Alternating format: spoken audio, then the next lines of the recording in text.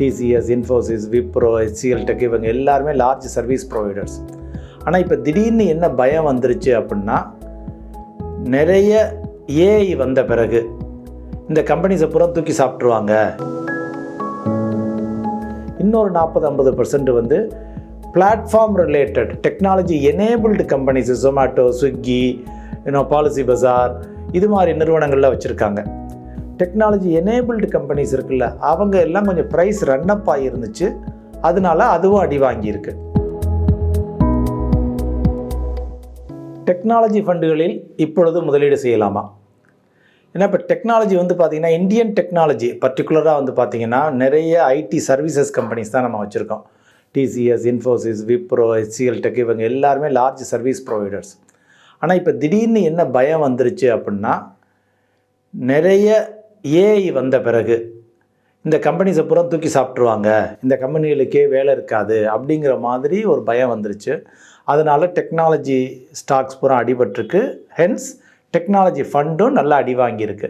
கிட்டத்தட்ட லாஸ்ட் ஒரு 13-14 மாதத்தில் வந்து பார்த்திங்கன்னா டெக்னாலஜி ஆஸ் எ செக்டார் வந்து பார்த்திங்கன்னா கிட்டத்தட்ட ஒரு 28% டவுன் ஆகிருக்கு. ஸோ நீங்கள் ஒரு ₹1,00,000 போட்டிருந்தீங்கன்னா இன்றைக்கி வந்து ₹72,000 இருக்கும் அப்ராக்சிமேட்டாக சொல்கிறேன். ஸோ அந்த அளவுக்கு டவுன் ஆகிருக்கு.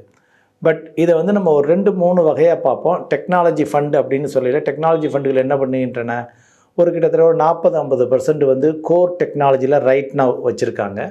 இன்னொரு 40-50% வந்து platform related technology enabled companies, Zomato, Swiggy, PolicyBazaar இது மாதிரி நிறுவனங்களில் வச்சுருக்காங்க.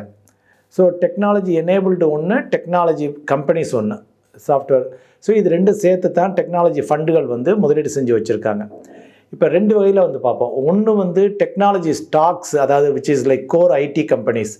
அந்த ஸ்டாக்ஸ் எல்லாமே ராக் பாட்டத்தில் இருக்குது. இன்னும் லார்ஜ் கேப் ஆகட்டும், மிட் கேப் ஆகட்டும், ஸ்மால் கேப் ஆகட்டும், ராக் பாட்டம் ப்ரைஸஸில் இருக்குது. இது வந்து அடிக்கடி நிகழக்கூடிய ஒன்று தான். எவ்ரி ஒரு 4-5 இயர்ஸுக்கு ஒருக்கா இது மாதிரி மொத்தத்தில் அடிப்பாங்க. இதுக்கு முன்னாலேயும் இது மாதிரி நடந்திருக்கு. ஸோ இன்னும் ஒவ்வொரு செக்மெண்ட்டு ஒவ்வொரு டயத்துலேயும் ஒன்று வச்சு அடிப்பாங்க. இன்டர்நெட் வந்துருச்சு, இனி ஐடி கம்பெனிலாம் செத்து போகுது. அது மாதிரி ஒவ்வொரு சமயத்துலேயும் ஒவ்வொரு ஐட்டத்தை வச்சு அவங்க அடிப்பாங்க. இது எல்லா துறைகளுக்கும் நிகழக்கூடிய ஒன்று. ஸோ இப்போ அதுதான் நடந்துக்கிட்டு இருக்குது. இப்போ ஏஐயை வச்சு அடிச்சிருக்காங்க. இன்னொரு சைடு வந்து டெக்னாலஜி எனேபிள்டு கம்பெனிஸ் இருக்குல்ல, அவங்க எல்லாம் கொஞ்சம் ப்ரைஸ் ரன்னப் ஆகிருந்துச்சு. அதனால அதுவும் அடி வாங்கியிருக்கு. ஸோ ஜென்ரலாக வந்து மக்கள் வந்து பறக்கிறதுக்கு தான் ஆசைப்படுவாங்க, உட்கார்ந்துருக்கிறதுக்கு ஆசைப்பட மாட்டாங்க. எந்த முதலீடு பறந்து கொண்டே இருக்கிறதவா, கோல்டு ஏறிக்கிட்டே இருக்குது, சில்வர் ஏறிக்கிட்டே இருக்குது, அதில் போய் நான் முதலீடு பண்ணுறோன்னு ஆசைப்படுவாங்க. அது மாதிரி அல்லாமல் முதலீடு அப்படிங்கிறது என்னென்னா, எது படுத்து கிடக்குதோ அதில் போய் செத்த பாம்பு மாதிரி படுத்து கிடக்கிற செக்மெண்ட்டில், அசட் கிளாஸில் அல்ல செக்டாரில் இன்வெஸ்ட்மெண்ட் பண்ணிங்கன்னா அடுத்த 3 வருஷம் 5 வருஷத்தில் வந்து ஒரு அபரீதமான வருமானத்தை நீங்கள் எதிர்பார்க்க முடியும். இன்றைக்கி அந்த சிச்சுவேஷனில் தான் டெக்னாலஜி செக்மெண்ட் இருக்குது, செக்டார் இருக்குது, டெக்னாலஜி ஃபண்டுகள் இருக்கின்றன. ஸோ நீங்கள் ஒரு ஹை ரிஸ்க் இன்வெஸ்டராக இருந்தால், ஆல்ரெடி மியூச்சுவல் ஃபண்டுகளில் நிறைய முதலீடு பண்ணியிருக்கீங்க அப்படின்னா டாக்டிக்கல் அலோகேஷன்னு சொல்லுவோம். ஸோ உங்களுடைய சேட்டலைட் போர்ட்ஃபோலியோவுக்கு வந்து நீங்கள் டெக்னாலஜி ஃபண்டுகளை உன்னித்து இப்போ நோக்கலாம், அதுகளில் முதலீடு செய்யலாம். அப்படின்னா அடுத்த ஒரு 3 to 5 இயர்ஸில் வந்து ஒரு அபரீதமான வருமானம் வருவதற்கு சான்ஸ் இருக்கா அப்படின்னா நிறையவே ப்ராபபிலிட்டிஸ் இருக்குது.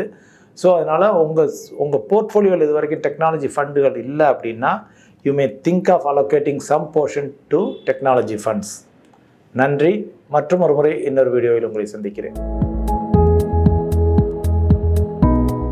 Mutual fund investments are subject to market risks. Read all scheme related documents carefully.